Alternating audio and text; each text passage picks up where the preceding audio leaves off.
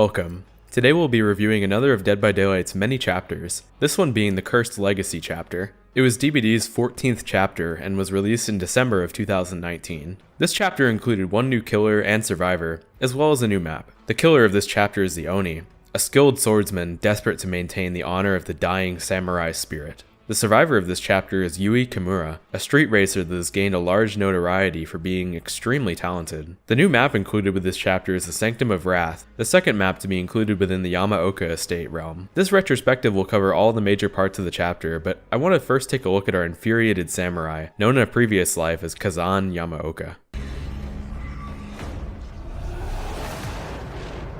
There is a lot to say about Kazan. He has the extremely unique treatment of being directly related to another of DBD's killers, literally by blood. If you didn't know, Kazan is the great-great-great-great-great-grandfather of Rin Yamaoka, the spirit. The Oni's chapter was released around a year after the spirits, so there was actually some really interesting foreshadowing that went into these two. There were some references to the Oni on the spirits map, hinting at his eventual addition for a while. I think that behavior allowed the perfect amount of time to pass between these two chapters. Kazan wasn't added directly after the spirit, but behavior didn't wait an extremely long amount of time to add the Oni either, which made his release feel natural and prevented his relation to the spirit from feeling unimportant. I'm almost certain the time difference between these two chapters was very deliberate by behavior, and I'd say it ended up working out very well. Plus, I think that having two killers that are directly related sets up DBD's overarching story and world in an amazing way. It makes the world feel more real and interconnected when you have two killers that come from the same bloodline, doing a pretty good job at portraying the ways that the entity chooses its victims. Kazan's story also gives some amazing context that helps complement the spirit story, explaining the troubled and haunted past of the Yamaoka bloodline. Speaking of that, let's get right into the story of the Oni. Kazan is extremely proud and sees himself to be an honorable samurai. He is proud of his social class as a samurai, but is also extremely proud of his family's lineage, the Yamaokas. Despite this, Kazan's goals take a turn for the worst, and he directly ignores his father's advice to follow more noble pursuits. What results from this is the beginning of the Oni's pilgrimage, a path that would lead him only to ruin. You see, the Oni came from a time period of Japan in which the samurai were much less respected, and much less powerful. Kazan viewed his pilgrimage as noble. He wanted to get rid of the many peasants and farmers, viewing them as imposter samurai. What followed was a massacre across all of Japan. Kazan traveled to many places, killing these so-called imposter samurai as he went.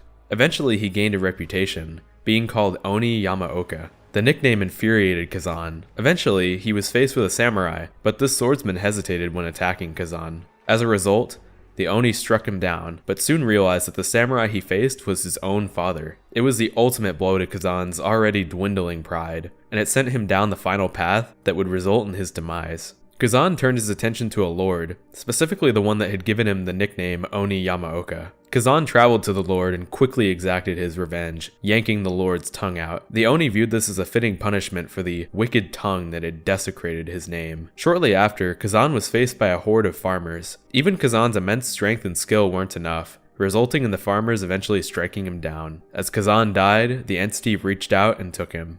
The Oni's story is fantastic. It's definitely one of the best out of all of Behavior's original characters. Just from his story blurb alone, you can learn so much about Kazan, while his story also does an excellent job of explaining what happened later down the line to the spirit. Kazan's awful actions quite literally curse his entire bloodline, which would eventually impact the spirit too. In a sense, the entity got a 2-for-1 deal with the Yamaokas. The Oni is directly to blame for the spirit being taken by the entity. Another thing I really enjoy about Kazan's story is the extra bits you get from short sentences on his outfits and add-ons. Fun fact, did you know Kazan had both a wife and son? These facts are revealed through his add-ons. The cracked Sakasuki's add-on text implies that Kazan might have actually been abusive towards his wife, while multiple add-ons tell the story of Kazan's son, Akido. Akido received a leg injury as a child, with one add-on ominously saying that Akido's playmate and her family were punished for his injuries. These sentences make me think that there was always a darkness in Kazan's heart, even long before he set out on his pilgrimage. Make no mistake about it, Kazan is an evil, violent man. Oh yeah, that's not even talking about the weapon you've probably been seeing in the gameplay. The description for this weapon is frighteningly vague, but the final product of the encounter is quite visible on the weapon itself. At the end of the day, Kazan's story is a tragedy through and through. It's a sad tale, also dripping with irony. Kazan sees himself as a noble samurai, but he is truthfully one of the least honorable men I've ever seen. He strikes down his own father, while also being ruthless and terrible to any others that fell to him in battle. Kazan's horrible end is also extremely ironic. He is struck down by the very farmers and peasants that he thought were imposter samurai. The Oni's power is an extremely interesting design, both with its aesthetic and its gameplay. First, let's start off with the Oni's base stats. He has pretty standard stats, having a 32 meter terror radius and moving at 115% movement speed. But a lot of that changes once he activates his main power, Blood Fury. At the start of a match, the Oni effectively has no power. He instead starts in a mode that is generally known as Absorption mode. When the Oni hits a healthy survivor with a basic attack, he absorbs a large amount of their blood, filling up his power bar in the process. This power bar charges up passively, but it's very slow. Injured survivors leave blood orbs all around the map when doing actions, which he can also absorb to increase his power bar. Once the bar is full, the Oni can activate Blood Fury at any time. After a short animation, the Oni transitions into an entirely different form, his demon form. He uses a huge kanabo instead of his katana. This kanabo allows him to down survivors with only one hit from it, while the kanabo can also hit multiple survivors at once, similarly to Bubba's chainsaw. The kanabo can also be used as an alternate way to destroy pallets. That's not all though, the Oni can also activate a special ability in Blood Fury, known as Demon Dash. Demon Dash allows him to move at an extremely high speed. It's not quite as fast as the Hillbilly's chainsaw sprint, but you still move incredibly quickly with Demon Dash. Demon Dash is extremely powerful since you have a lot of control over your movement in it, and a Demon Dash won't stop even if you hit a wall. The Oni can also go for a Demon Strike out of a dash, a huge attack that can be flicked a good amount. This attack also one-shots survivors. Blood Fury's overall duration is decreased by a fairly large amount every time you down a survivor, while picking up a down survivor will instantly end Blood Fury for the moment, but you keep whatever progress was left on your power bar. I really love the Oni's power. I think it took me a long time to realize it, but Oni's power is pretty genius. Facing the Oni as a survivor essentially feels like a boss fight. He starts off pretty slow, but has those crazy moments when he gets his main power, resulting in some super intense gameplay for both sides. Oni's design follows suit with a very similar ideology to Michael Myers' power. They both have a slow setup phase where they have to acquire their power by catching survivors out of position. But the benefit for doing this is insane once you do so. I'll say that Michael is definitely better without his power than the Oni is, since at least Myers in Tier 2 has a small terror radius. The Oni without Blood Fury is an actual joke. He literally has no power and is a loud, obvious oaf. You'll hear him coming from miles away, even if he has a perk that turns off his terror radius, both with his loud footsteps and obvious breathing. With that being said, once the Oni gets his power, he is way better than Myers could ever hope to be. Myers is pretty solid, don't get me wrong, but once the Oni gets Blood Fury, he becomes one of the biggest threats in the whole game. The Oni basically feels like a more modernized version of Myers if I'm being honest. The Oni has so much going for him in Blood Fury. He can traverse the map at extremely high speeds, has amazing control over his mobility, and can literally down survivors in an instant with his kanabo. He can even shred through pallets quicker with his ability to break them with the kanabo. The only real downside of Blood Fury is that it depletes a fairly significant amount for each down you get, which I also think encourages the Oni to slug a lot. Most people aren't a huge fan of slugging, but Oni isn't nearly as bad as, say, the twins in that regard. The Oni's strengths are really good, but his weaknesses are definitely there too. Like I had mentioned earlier, the start of a match for him can be pretty painful. You literally have no power, you're just a really loud dude with a katana. If survivors play really safe, they can prevent you from getting your power for a long time. But once you do, yeah, it's terrifying. A good use of the Oni's Blood Fury can straight up end a game, or at the very least generate an extreme amount of pressure that can be difficult to recover from for the survivor team. That's why, like with many other killers, it's extremely important for the survivor team to stay split up, to avoid potentially game-ending situations. Like Myers, the Oni can be sort of frustrating if you're playing against him as a solo queue survivor, since you often get punished for your own teammates' mistakes. You definitely end up in a lot of situations where your teammates feed the Oni his power, which he then uses to absolutely stomp you in a chase. There's not really anything you can do to prevent these kinds of situations, but it's just another reminder that DBD is, at its core, a team game. You're going to be relying on teammates who, unfortunately, are often not very good. I talked a lot about how good the Oni's Blood Fury is, but it's definitely possible to juke it as a survivor. It's really tough, especially if the person playing Oni is super good at using Demon Dash. Even then though, it's certainly possible to dodge his power. There's definitely an art to doing it. You have to think about chases in a much different way against an Oni. Playing as the Oni, likewise, is actually pretty tough. It can sometimes be really difficult to get that first hit at the start of a game, especially if the survivors you're playing against are good, or if you yourself aren't as confident with chases yet. Beyond that, controlling Demon Dash is tough. You need to understand your limits, knowing just how far you can flick with his Demon Strike. The Oni is also pretty punishing if you make mistakes. He experiences a sizable time loss when hitting a wall while in Blood Fury. Alongside this, Blood Fury doesn't last for an extremely long amount of time, so you definitely have to make the most out of it while you have it. It makes mistakes feel even worse, especially if they end up costing you a down. With all that being said, Oni is still extremely fun to play for me personally. Sure, the downtime at the start can be pretty boring, but god, his power is just so much freaking fun to use. It's oddly satisfying going around the map collecting blood orbs. It basically feels like a mini Easter egg hunt. Cruising around the map at incredibly high speeds was always a highlight of the Hillbilly, but Oni takes that a step further. Hillbilly's chainsaw is super fun to use, but it's admittedly linear when it comes to traversing the map. Billy's turning is quite limited, while smacking into walls also completely stops your movement. Oni's freedom of movement makes his Blood Fury feel absolutely amazing to control, and the pure satisfaction that comes from chaining a huge dash into a Demon Strike is really hard to match. Seriously, sometimes you just absolutely run somebody over. Oni feels like an actual freight train.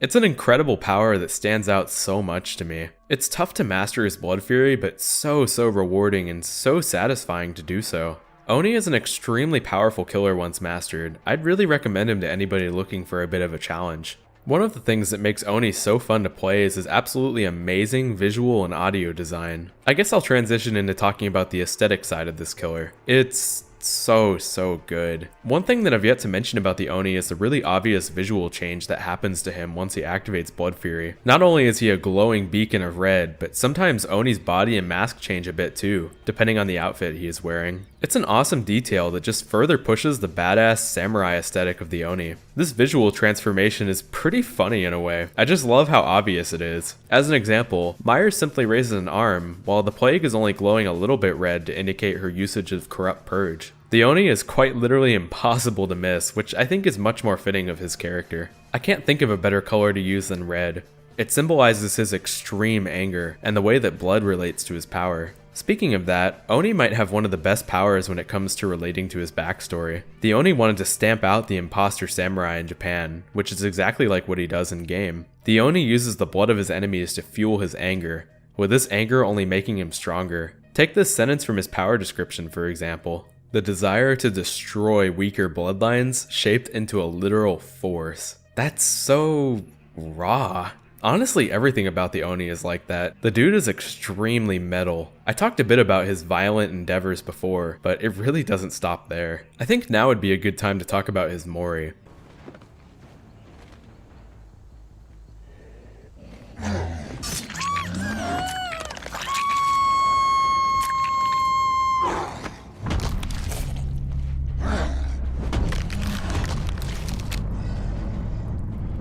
It's awesome. Probably one of the best in the whole game. It's a direct reference to his backstory, tongue grabbing and all. The finishing Kanabo strike is also perfection, and encapsulates everything that Kazan is as a character. You know, honestly, Behavior did so much extra stuff for this killer that they really didn't even need to, but makes him feel so much more cool. For example, did they have to give him a unique animation for kicking gens in his power? No, but they did. They also gave him 2 different animations for hitting a healthy and injured survivor, which makes complete sense given his power and backstory. The latter animation is apparently a Japanese custom called Chiburi. Oh, and his animation for kicking breakable walls is fantastic. You'd think that he might just kick it down or maybe swipe at it with his katana. Nope, he freaking punches it down. Ah, Oni is so cool. I've talked about visuals, but I want to next talk about sound design. Oni's sound design is simply incredible.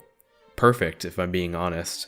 There's so many aspects of it I could cover, so I'm going to try to go through them all here. His weapons bring about 2 completely different feels. For his katana, for the kanabo, it has such a great feeling of weight to it, even if you don't hit someone with it.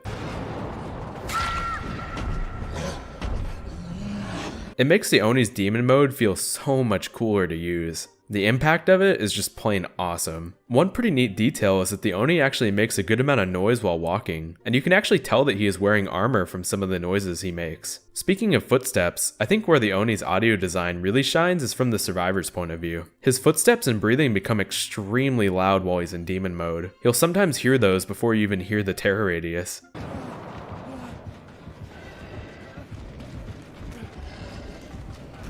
A lot of Oni's audio is also map-wide, so you can hear it from literally anywhere. Map-wide audio has been a thing for a while, even some of DBD's oldest killers utilize it. That being said, I really think that Oni does it the best. You can hear him getting stunned, and when he's in demon mode, the background pretty much explodes with noise.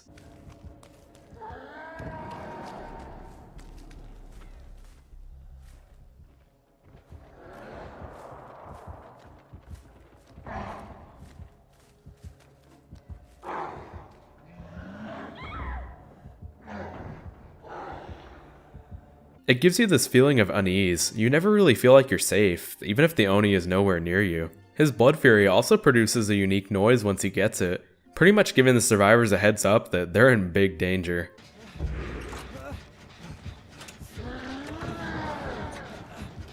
Oh, poop. Facing the Oni feels like you're going against a literal force, which is so fitting for him given his monstrous stature and abilities. Few killers manage to evoke this feeling. Other than Oni, I think the closest examples would be the Demogorgon or Pyramid Head. Both of these killers also have fantastic audio design that adds so much to their characters. Oh yeah, and the Oni's roars. He does one of these every time he initiates Blood Fury, and I absolutely love them. All of that built up anger is released in one scream. They're literally perfect. It makes the person playing Oni feel amazing, while evoking fear from the people playing against Oni. That's the weird part about him. He isn't scary because he's creepy, rather the Oni is terrifying in a, oh god, I'm going to die kind of way. It's a nice contrast. A couple last things I'd like to mention for the Oni's aesthetics are some interesting trends he set for the future.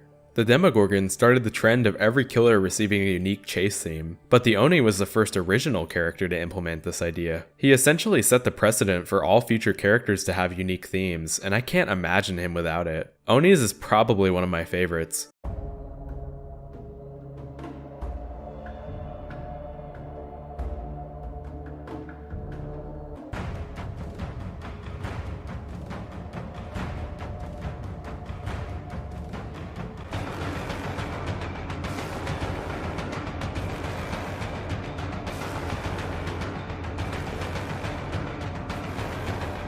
The slow buildup is incredible, and once the chase actually starts, the percussion is literally booming.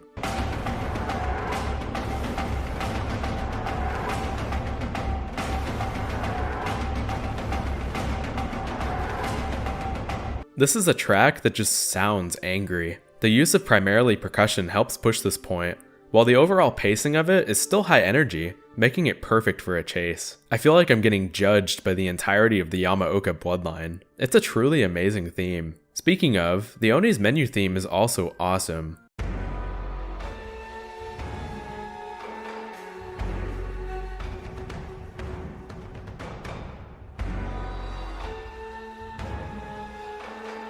Like his chase theme, it uses quite a bit of percussion, but it feels so fitting for his character. It's one of the most interesting parts of DBD now. Behavior has been willing to try to bring different genres into horror, and it's been quite successful overall.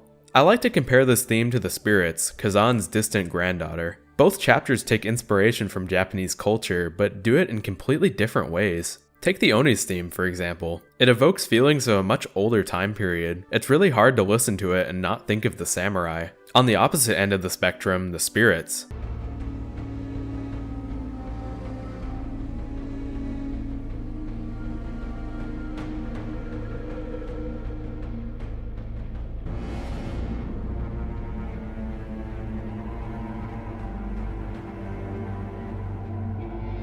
The theme still uses a bit of percussion, but it's much more subdued. Instead, it leans way heavier into a Japanese horror movie style, such as The Grudge. Perfectly fitting, seeing as The Spirit is pretty much based on The Grudge.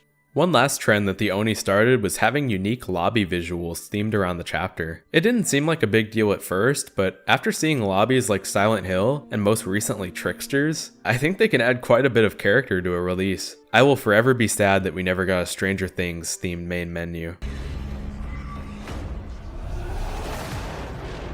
This chapter released with a new survivor, that one being Yui Kimura. Yui, unlike the Oni, is from a much more modern era of Japan. She is primarily known as a street racer. I really like Yui's design. She has a really neat motorcyclist kind of look, while the pink accents really help push her overall aesthetic and personality. Yui has shown herself to be incredibly brave, quite literally facing down the absolute behemoth that is the Oni in the chapter's trailer. I really like that they decided to have Yui be from a completely different time period than the Oni. It further pushes the idea that the entity is a cosmic being, of which time isn't a concern. It can pull people from any place in time, which is reflected really well by the arrival of both the Oni and Yui. The Cursed Legacy chapter added 3 new perks for both killers and survivors, as usual. I'll start off with Yui's perks. Her first perk is Lucky Break. While you are injured, you don't leave any blood trails behind, but the perk can only be active for 180 seconds in a trial. Once you've been injured for 180 seconds, the perk permanently deactivates for the rest of a trial. It's a neat idea, and the effect seems fairly strong, but you'd pretty much have to combo it with Iron Will to get any real use out of it. Even if your blood trails are hidden, a competent killer can still hear you. This makes Lucky Break pretty forgettable overall. I wanted to bring this up. As I was making this video, a new mid-chapter update came out for the test server. It changed a couple perks from this chapter, including Lucky Break, so I'll talk about the new version here. The new Lucky Break hides your scratch marks while injured, in addition to hiding your blood. Its duration was decreased to 90 seconds total before deactivating. This new version seems super good in my opinion. It'll allow you to make some pretty crazy stealth plays, even while mid-chase. It's probably one of the biggest buffs a perk has ever gotten. Next up is Any Means Necessary. This perk has a really unique effect. It allows you to pick up a drop pallet after a 4-second interaction, but afterwards it goes on cooldown for a little while. People had been asking for something like this forever,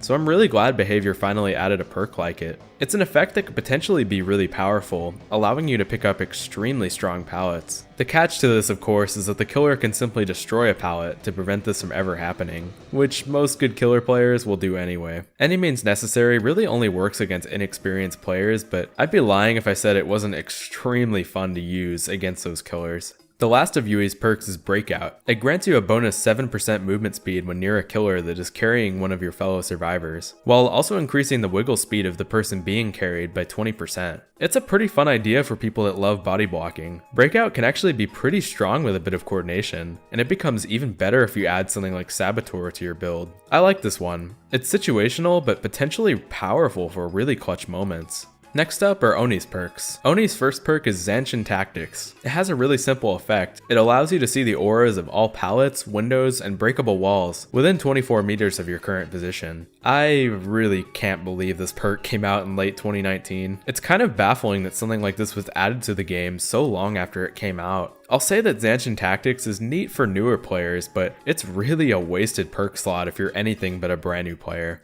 It also has a cooldown for some reason, going on cooldown for 30 seconds after damaging a survivor. Survivors have a perk really similar to Zanchin Tactics, but it's way more appealing.